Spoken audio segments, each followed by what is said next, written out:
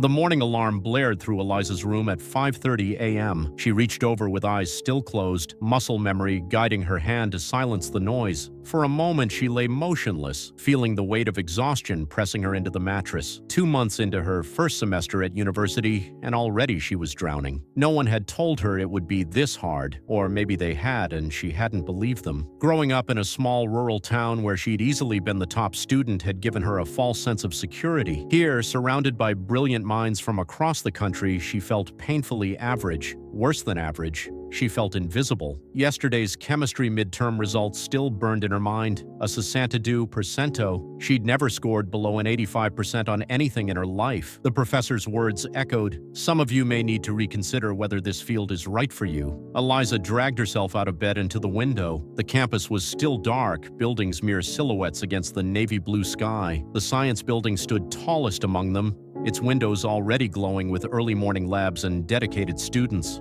5 more minutes, she whispered to herself, and then I'll start. 5 minutes became 30 as she scrolled through social media, watching classmates post about study groups she hadn't been invited to join and internship opportunities she hadn't heard about. Her parents' encouraging texts went unanswered. What could she say? That their daughter, first in the family to attend university, was failing. That the money they scraped together for her education was being wasted? The library opened at 7 a.m. Eliza arrived at 7:03, finding her usual corner table. She unpacked her laptop, textbooks, and notes, organized chaos that reflected her scattered mind. 3 chapters to read, a lab report to finish, and somehow she needed to understand where she'd gone wrong on that midterm. "Mind if I join you?" Eliza looked up to see a young man with kind eyes and a coffee-stained sweatshirt. She vaguely recognized him from chemistry class, always seated in the front row, always the first to raise his hand. "Sure," she said, moving her belongings to make space. His name was Marcus. Unlike her, he wasn't struggling with the material, he was thriving.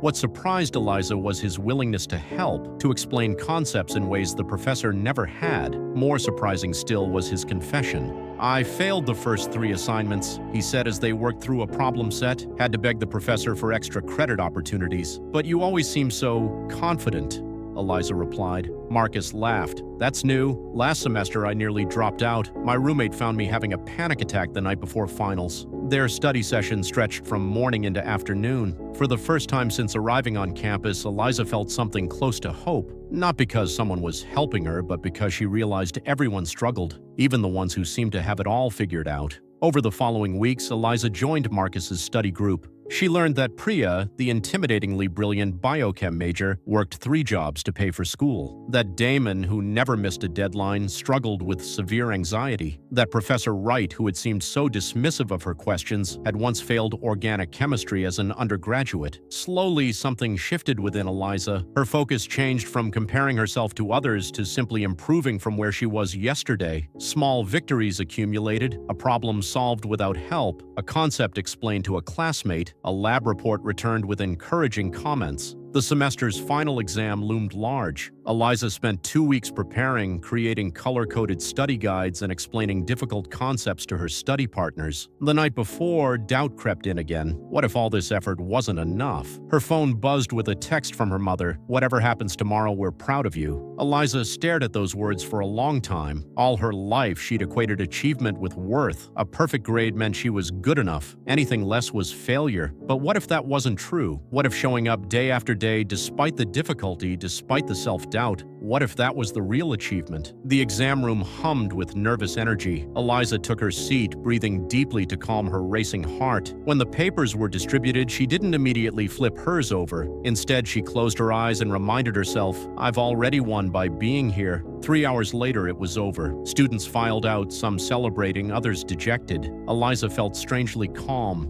She had done her best, not perfect, but her best. Results were posted a week later. Eliza approached the bulletin board with Marcus and Priya beside her for moral support. Her finger traced down the list of student IDs until she found hers, 87%. She had passed. more than passed. But strangely, the grade itself didn't bring the relief or joy she expected. That had come earlier when she realized that her value wasn't determined by a number on a page. As the semester ended, Eliza packed her dorm room, reflecting on her journey. She was not the same person who had arrived in August, terrified and unsure. The challenges hadn't disappeared. Next semester would bring new courses, new obstacles, but her perspective had fundamentally changed. On her last day, Professor Wright asked to speak with her. "I noticed your improvement," he said. "Not just in your grades, but in your approach. You stopped trying to be perfect and started trying to understand." He smiled. That's when the real learning begins. Walking across the now familiar campus, Eliza paused to look at the science building, the same imposing structure that had intimidated her months ago. It hadn't changed, but her relationship to it had.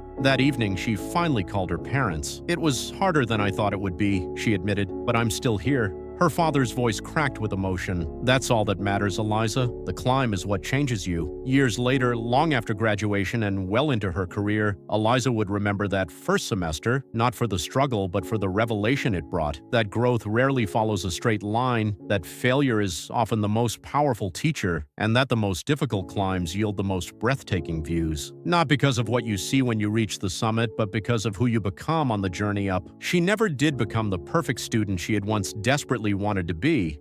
Instead, she became something far more valuable, resilient, compassionate, and wise enough to know that our worth is not measured by our achievements, but by our willingness to keep climbing, even when the path ahead is steep and the destination uncertain. If this story moved you or reminded you that you're not alone in your climb, like and subscribe to join me for more stories about resilience, growth, and the journeys that shape us.